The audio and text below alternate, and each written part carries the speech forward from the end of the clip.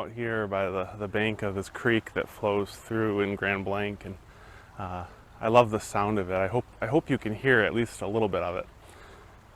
But I was thinking about coming to the body of water when I was reading this passage from the book of Exodus. We have Moses guiding the Israelites out of slavery in Egypt, and they come to the Red Sea, and they're faced with this quandary.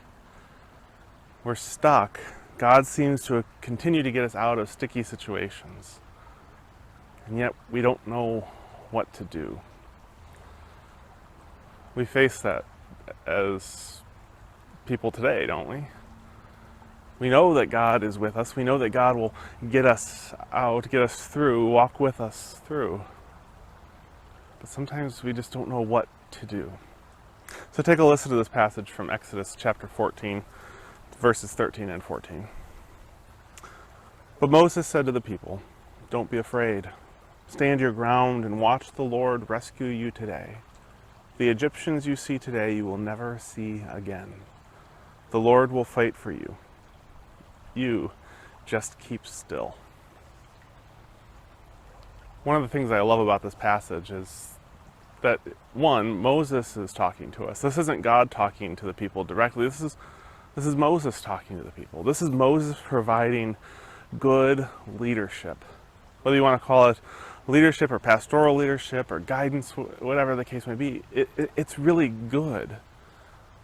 Moses is prayerfully understanding what God is doing and conveying to the people what they need to do in response. Now, typically when we're in a sticky situation, we feel as though we need to act. We need to do something right away. Obviously, the people are starting to feel this. There's probably those in their ranks who are starting to rise up to maybe stand in front of Moses and say, "Moses, I'm in power now. I'm the captain now." But Moses comes up to them and says, "Listen, I know that your initial instinct is to do something right now. But with all that God has done so far, with all that God has proven that God is faithful to us, maybe right now what we need to do is just be still. Not act, not do something."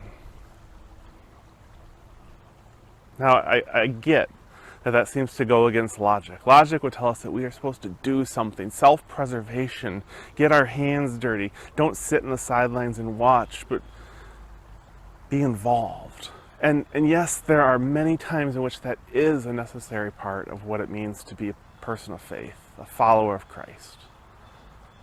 But there's also times where our trust of God has to lead us to simply being still. Seeing that God has and will continue to act in our lives. So I love that Moses offers that reminder. You just stay still.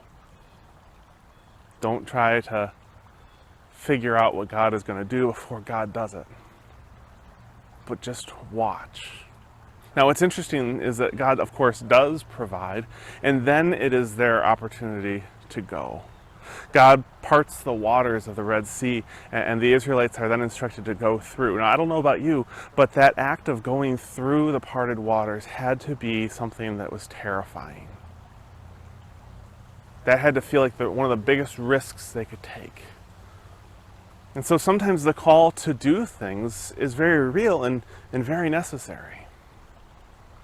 But so is the call to be still and to watch what God is already doing. Amen.